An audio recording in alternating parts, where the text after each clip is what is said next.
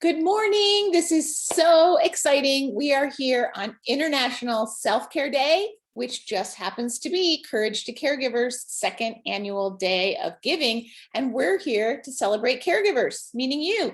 And we're here to celebrate self-care all year round.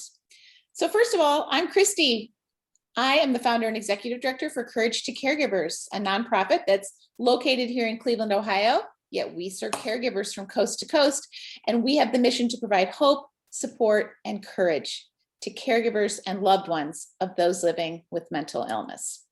And we are hosting another episode of Caregiver Essentials, a series of fireside chats that we're holding with like-minded people and friends, as well as our community alliances over the year. Interns, we'd love to have you introduce yourself first before we introduce our guest of honor. Caitlin, would you mind going first? Sure, thanks, Christy. Hi, everyone. My name is Caitlin Cummings. I'm coming to you from the Chicago suburbs.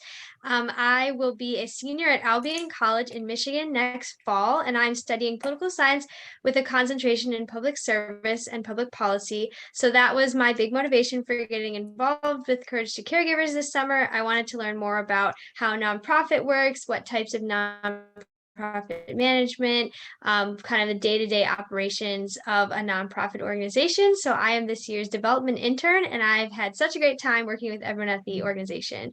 Estee, do you want to go next? Thanks, Caitlin. I'm Estee. I am this summer's community outreach intern. I am currently a rising senior at Tulane University studying public health and psychology, and that is my motivation for working with Courage to Caregivers. Through both of those studies, I found that there is a gap, and I want to be there to find resources and help fill that gap with Courage to Caregivers. And next up, we have Arianna. Thanks, Estee. I'm Arianna. I am a recent graduate from Azusa Pacific University. My bachelor's was in sociology, and this summer I am serving as a nonprofit management intern. And why I chose this organization and internship is my focus was nonprofit work in my bachelor's, and that's something I'm just very passionate about. That's something that I want to go into my career. So it's an amazing opportunity to work with Courage to Caregivers because I learned the backgrounds from nonprofit work, the nitty-gritty, and it's just very exciting for me to, as a caregiver, extend courage to other caregivers. We have the most amazing summer intern. So we have loved working with you, and I know you're going to tell us more about this project. But next, I'd like to introduce the last person on your screen today, Kristi Flynn, my friend of many, many, many years and many different experiences. Kristi is a mother, daughter, partner, wife, sister, volunteer. I could go on. And she's a life coach, which is really why we invited her to join us today. She has a story of trying to do it all, balancing family and work, constantly multitasking, yet not always doing a good at any one thing. As a life coach, though, she guides her clients to tap into their gifts, their goals, and their dreams. She knows and uses her own superpowers and works to use them every day.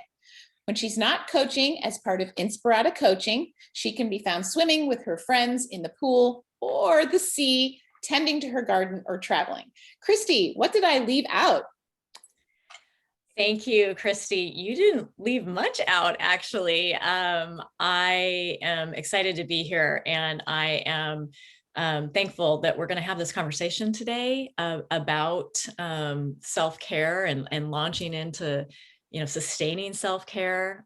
Thank you for the work you're doing. It's exciting to see these young, vibrant interns. Remember when we were young, vibrant interns, Kristi?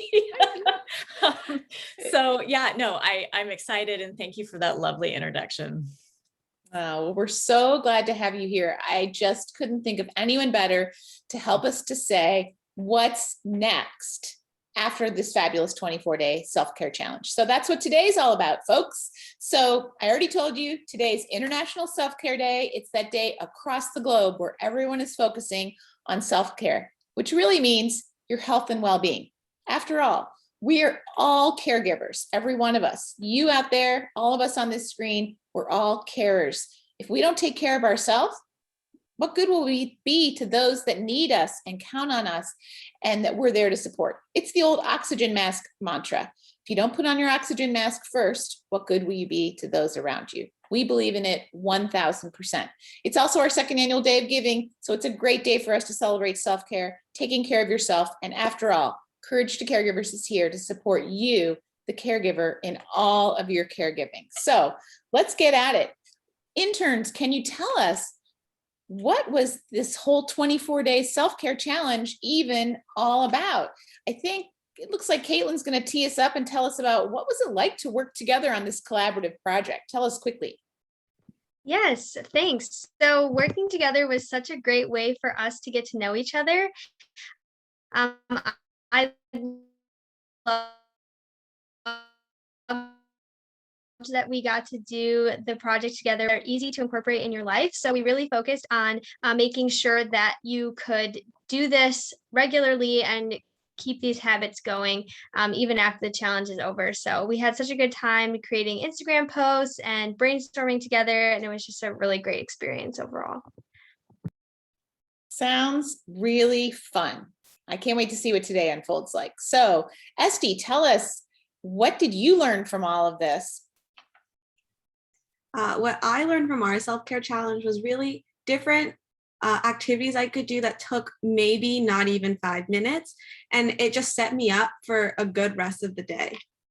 And so I took these 24 days to do that. But if you missed our 24-day challenge or are meeting us now, our 24-day challenge is accessible on our website. So if you visit couragetocaregivers.org and you look under our resource tab, you'll find our 24-day self-care challenge, and you can pick any 24 days and participate. That is the beauty of it being a living, breathing 24-day challenge. Pick your day and get started. So Arianna, how did you all pick self-care is self-love as your hashtag and focus? Thanks. So it's actually something that we brainstormed with the hashtag that we wanted to. We were going back with one another, and we're actually like, self-care is self-love. That's something that you do to take care of yourself. Like self-love allows us to be vulnerable and unafraid to reach out for help. And it's just not important, it's essential. Because self-care means taking care of yourself physically and mentally, and taking care of yourself can be an act of self-love, which many of us might regard as like, oh, it's just me brushing my teeth, but it is an act of self-love because you're taking care of yourself.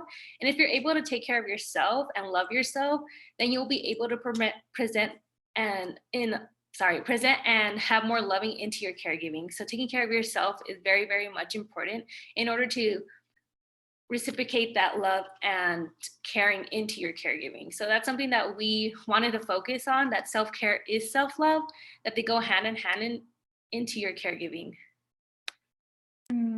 So important. And if you notice, Kristi and I were both nodding our heads when we heard you saying that.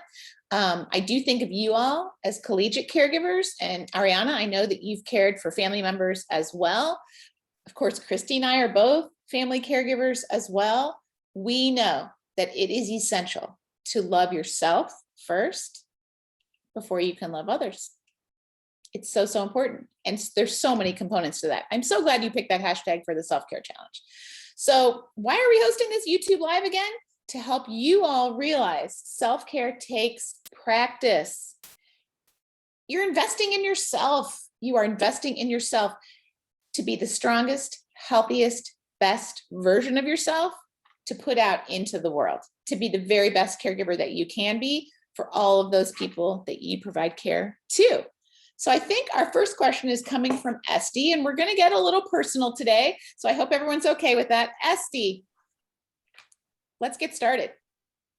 Kristi, so what are your favorite ways to incorporate self-care into your daily routine?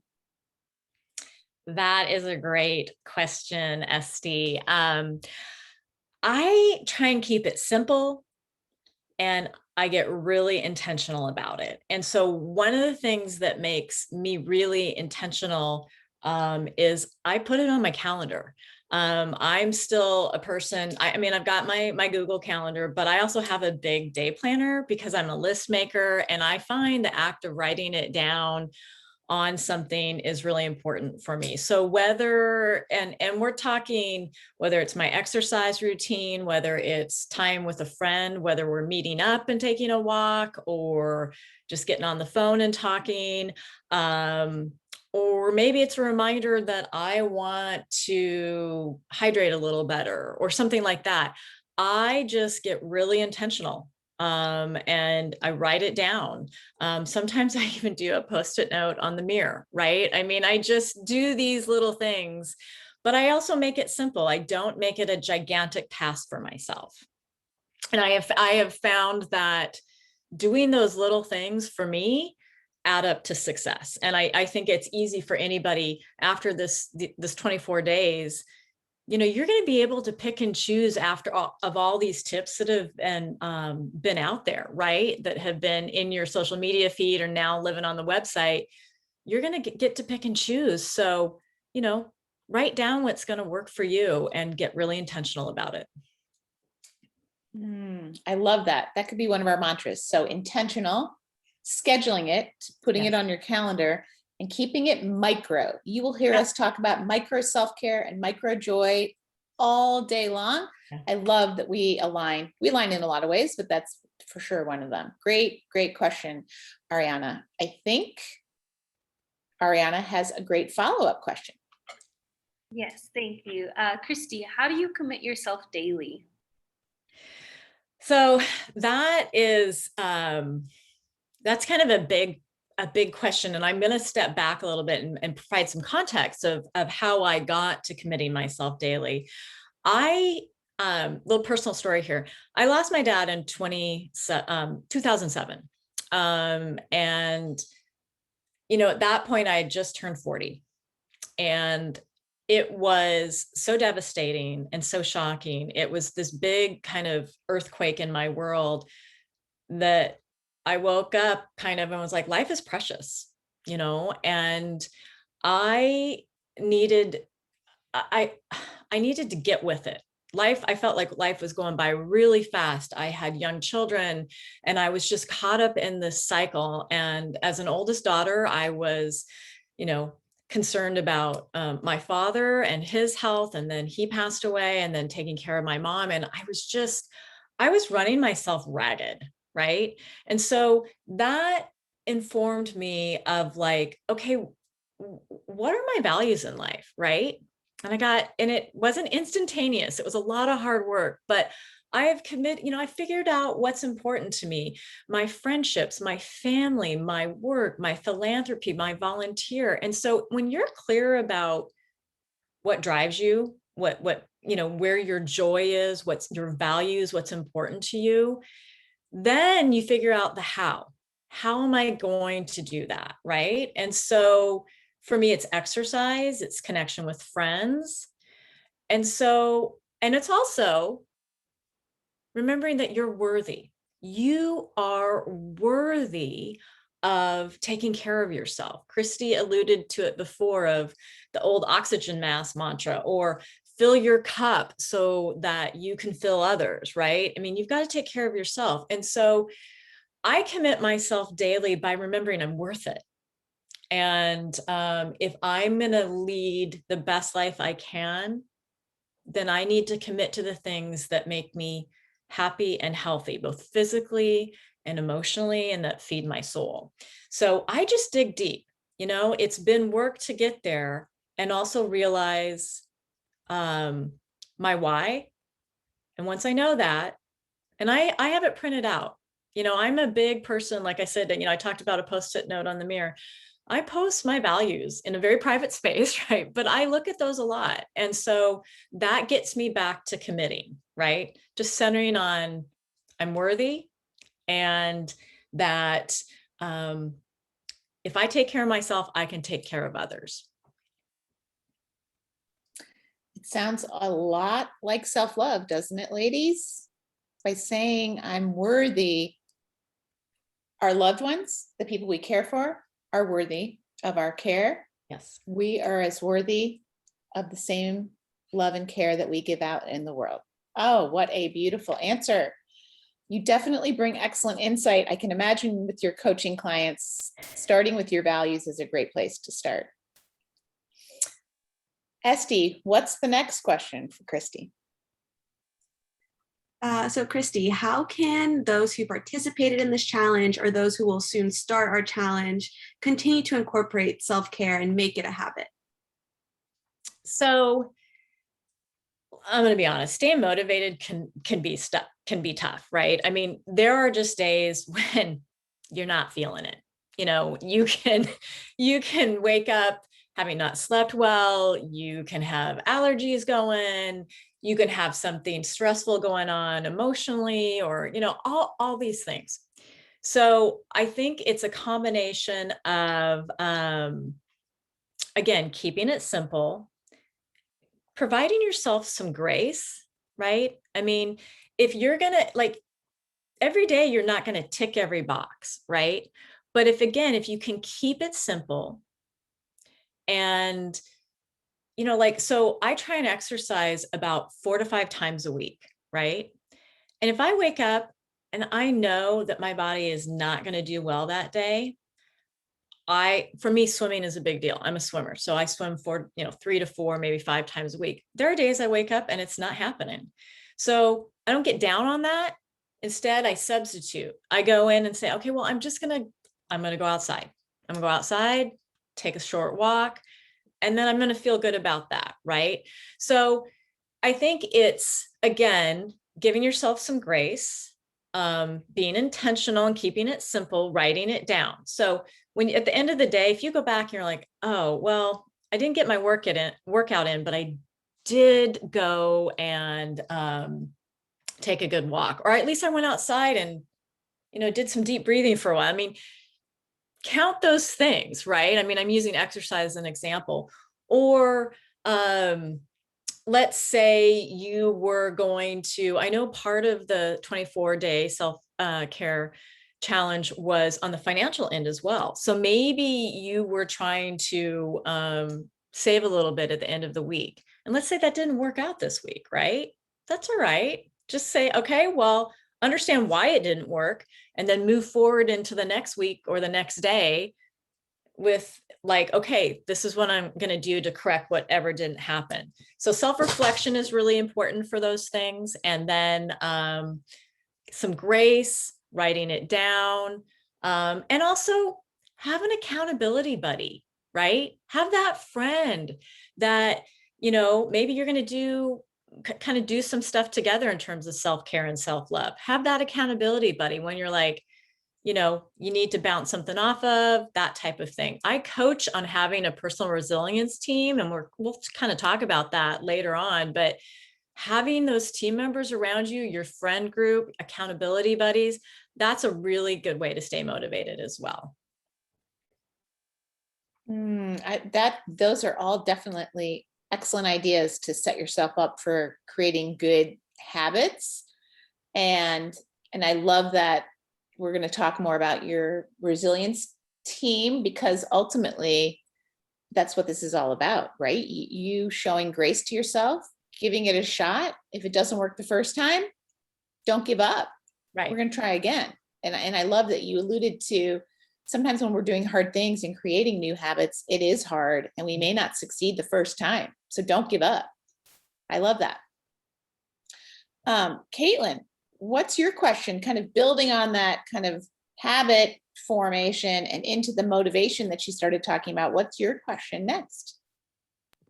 Yeah, thanks. So one of my questions was that when we're creating these habits, what can we do to keep going and stay motivated on days when we feel like we have low energy or maybe we're losing momentum?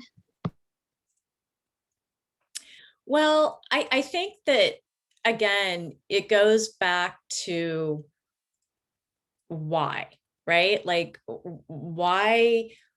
Because why? Okay, so I'm worthy. I'm worthy of that self-care. I'm worthy of self-love. And so for me, again, if you can journal or write these down, a lot of people are good. Like, they can journal, or whether you do a vision board, I think seeing those things, or maybe you do a mind map. But if you are very clear on your why, then you're able to go back to that when you need a little oomph, when you need, that motivation, or the visual motivation, the visual cue, I guess is a better word for that. I do that a lot.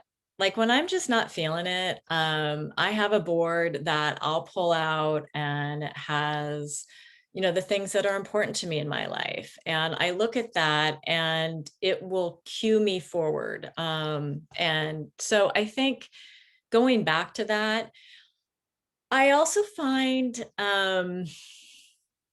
that if you have an inspirational book, whether it's poetry, whether it's your book of faith, maybe, it's whatever that is for you, the Bible, maybe it's scripture.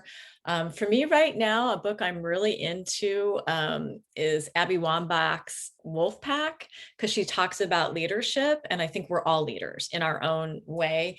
And I think, sometimes I'll just flip that open, and that helps motivate me to stay on top of my self-care and my self-love. So, and, I'm going to make this point. As women, especially, we're called on to wear so many hats in a 24-hour period. Doesn't matter what stage of life we're at. And so I think it's really important to stop and realize and come back to, I can be a service to others if I serve myself. And if that is just something that you can repeat to yourself, whether it's a personal mantra or something like that, I think that's important. So again, doing kind of having a visual cue, whether it's a vision board, motivated sayings, whether it's poems or scripture, a favorite book, going back to those things. And again, your friend group, your team around you, maybe you just need to call and vent, or send a text or whatever, and have somebody that says, no, you need to get going, or like, come on, you're better than this. Or maybe it's the loving presence of, you've got this. We all have, know your personality and what you need. Some days you may need a cheerleader, other days you may need the drill sergeant that gets you going. So, having those different components helps me personally to stay motivated and to take care of myself. Those are some excellent, excellent ideas. You've given everybody, no matter what your learning style is, no matter how you approach motivation and self-discipline, you've given them lots of different options for sticking with something. It's just so interesting that Courage to Caregivers, a very recent topic in our support group, was self-discipline and motivation, and understanding the difference. And I know that it's, for those who are watching and may not, it turns out that many people can find motivation or why. Yet actually they have trouble with the self-discipline, the follow through to be able to make progress on their goals. When we asked that question in support group, when I was there 2 weeks ago, we all knew our why. We could all muster the motivation when we wanted to. It was finding that self-discipline and follow through that we all had a lot of trouble with. And of course, that's the beauty of a support group, is we're all holding each other accountable and supporting each other on that journey of setting and achieving our goals. We know that most people want to become a better version of themselves. That's just not easy. It takes effort, hard work, and sometimes it takes some risk. And so we know that those components of growth mindset, self-discipline and motivation, and understanding them is a really important part to personal growth, which after all, we're all about personal growth and lifelong learning. So Arianna, I think you have a really great question here that ties motivation, self-discipline, and self-care all together for Kristi to answer for us. Have at it. Absolutely. Kristi, so how do you coach your clients into connecting their motivation with their self-care and self-love? So I bring people back to a time when they accomplished something really great, right? So let's say they, well, I'm going to use an example of my own. I think a personal story always works better for this. So like for me, I do open water swimming, and I signed up to do an open water race. It was short, but it was very intimidating. It was, you you jump off a boat in San Francisco Bay by Alcatraz, and then you swim in to San Francisco into the water park there. And it's 1.25 miles. And I've done that distance before. That's no sweat, right? But it's open water. It's Alcatraz. I mean, there's all these things. And so I did that and I trained for it. So I had the stamina, plus it was the mental fortitude that you don't have a panic attack in open water. So I did that. I came in, I finished, and the feeling I had when I did that, I mean, I was just like full on, like, yeah, right. And so it took the motivation when I signed up, right? And then the self-discipline to train all summer long to do it, because it's an early September race. So I remember how I built, through that training, and then the end result. And I remember the nerves the night before, and I did it with a group of friends, right? So we were all training together. I had my buddies and my team there. And I just remember it was pure joy doing that. So I take my clients and I ask them to remember an instance like that, right? And so, and I have to tell you, when you remember that feeling, it helps you, when you've had an experience like that, it helps you to drill down on, okay, I can do this, right? You've done hard things before, you can do them. So let's lay out the steps to get it done. And so for me, the self-love I had by accomplishing that was like amazing. Like I was like floating for a month after that. I was like sky high. I mean, I was super tired for a couple of days afterwards, but I was just, the emotion and how proud I was of myself really lifted me. And so that's what I coach my clients on is, yeah, it's hard work. It's not easy. You can't just take a vitamin or a pill and it'll happen, right? But the work is worth it and the payoff is worth it. So I try and, tell people to think about a past experience, remember that feeling, and then harness that.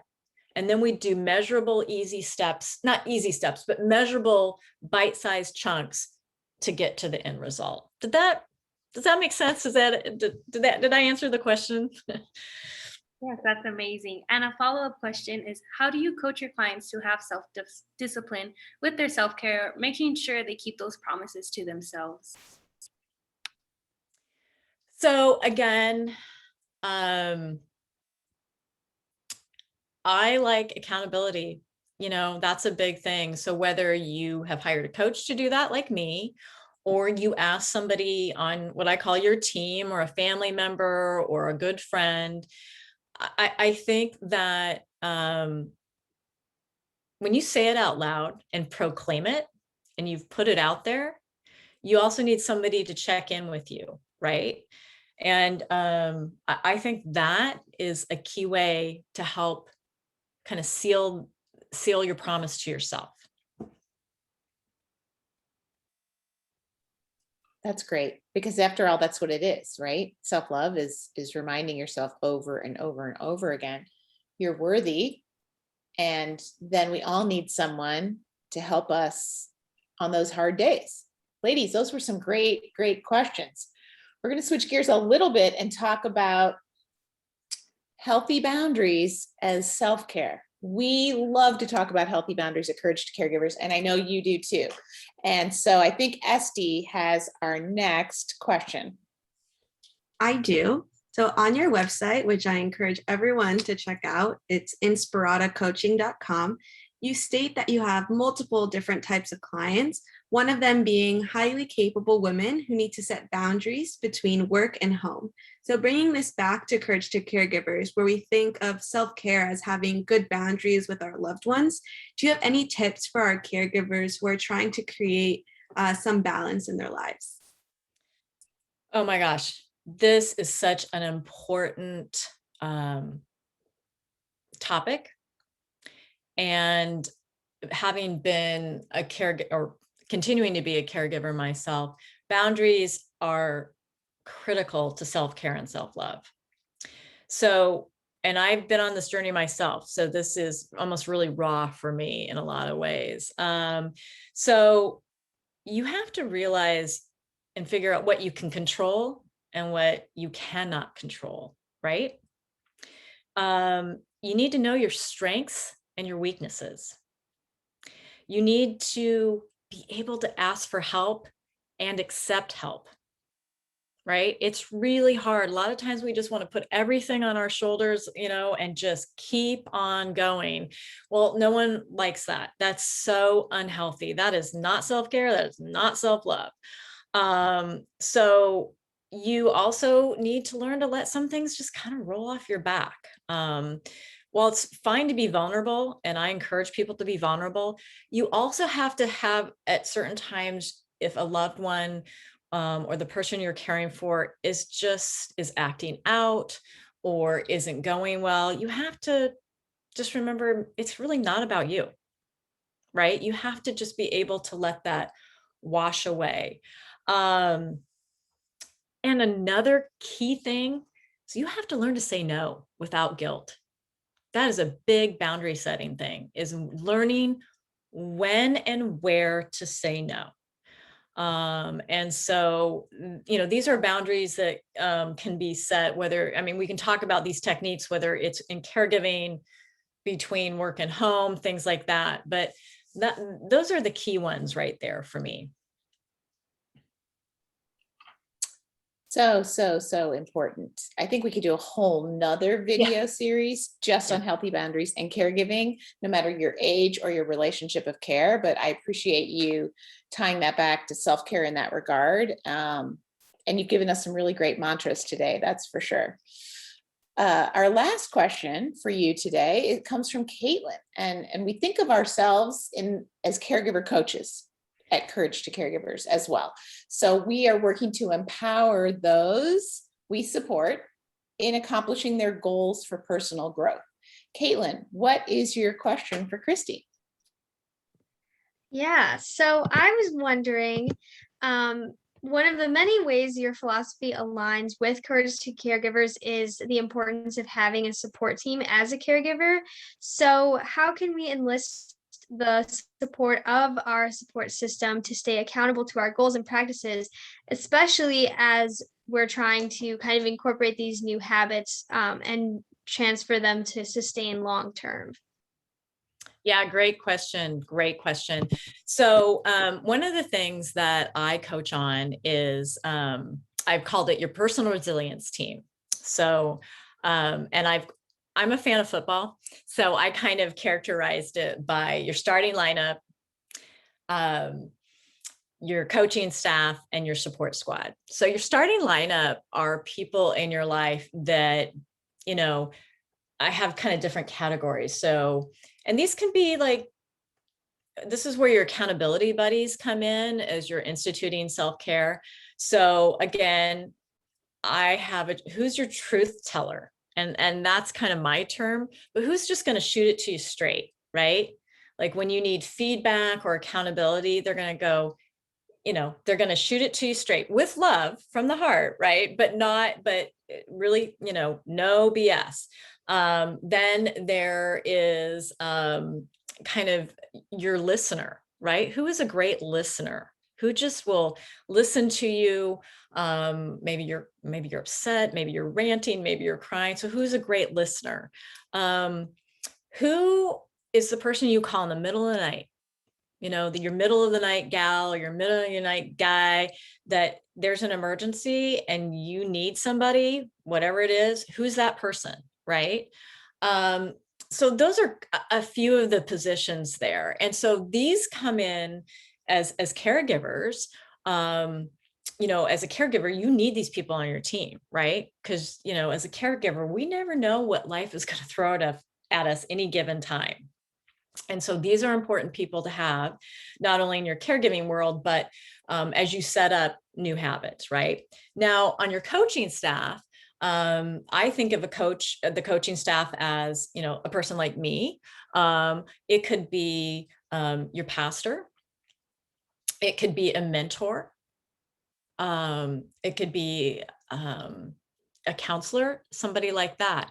These are people that, again, can help you as you move forward into new habits.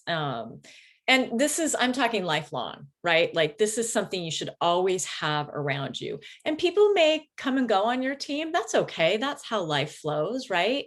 But these are just positions. This is a framework in my mind of people you should have in your life. And then the support squad are people that can help you with for me at least, self-care and self-love, right? These are people like, for me, it's my massage therapist, right? That, that is a true form of self-care and self-love for me, is to take the time to have somebody physically work on my body.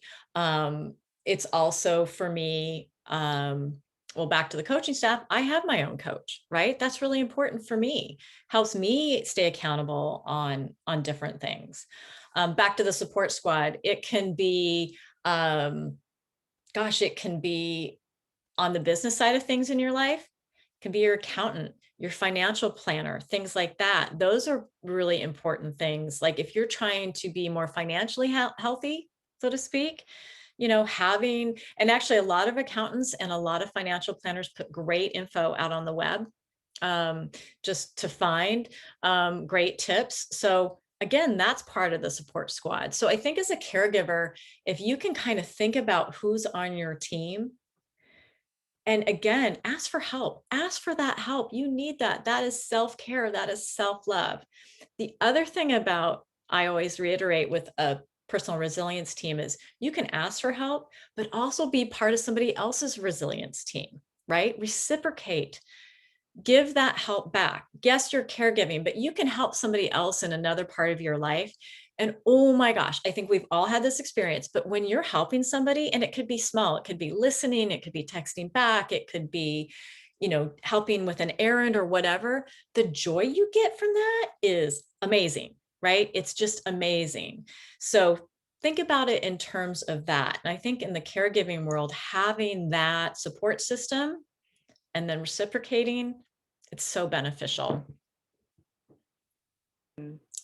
I am so glad that you brought up the resilience team, acknowledging what as caregivers do we need, and asking that really important question, because as caregivers, we're really horrible about not only identifying what we need, but then asking for help, because after all, we're the carers. We're supposed to be caring for others, and letting someone in to know that we need support. And so looking at who's on our support squad, I'm so glad you brought up that financial support is necessary. I knew early on, as we formed Courage to Caregivers, that financial awareness was not one of my greatest strengths, and that I needed Kickstart Accounting on my support squad. And they, after all, are the sponsor of our 24-day self-care challenge, culminating today. One of our donors for our annual day of giving today is going to win a version of an iPod to. So I encourage everyone to get out and donate to Courage to Caregivers, because you could have a chance, thanks to Kickstart Accounting, my support squad. Kelsey, my bookkeeper, I could not do what I do without her. She's my accountability buddy. I get to enter everything in QuickBooks from our books, but she's my accountability buddy who does all the cross my T's, dot my I's, and make sure that I don't miss a single penny to what goes on in Courage to Caregivers. So your donations are in good hands, thanks to Kelsey and Kickstart Accounting. And we are so appreciative to them for sponsoring our 24-day self-care challenge. Kristi, you have given us so much to think about today. We are so grateful for your time, your attention, your tips throughout the entire self-care challenge for ways to incorporate self-care, not just during these 24 days, but to make this portable and sustainable habits for the rest of our lives. Yes. You have helped us to bring that around. We are so grateful to that. Interns, Caitlin, Estee, Arianna, I am so grateful to you for your hard work throughout the entire summer. You're not done yet, after all, but this great kickoff project on the 24-day self-care challenge just exceeded all of our expectations here at Courage to Caregivers. After all, this is not just this 24 days. It doesn't end today. We are just getting started, and it's going to be a living, breathing 24 days on our website. So thank you for that resource. It's fantastic. We appreciate you. And audience, thanks for sticking around and being with us today, for learning a little bit about self-care, why it's important. I learned a few things this morning. I learned a whole lot of new mantras that I'm going to put on my vision board and make sure that I incorporate into my life to make this, again, sustainable for my future. And I count on all of you as part of my support squad. So thanks for being there for me so that we can be there for you. Today, do not forget to take care of yourself. It's essential. So thanks for being with us today, and we'll see you soon.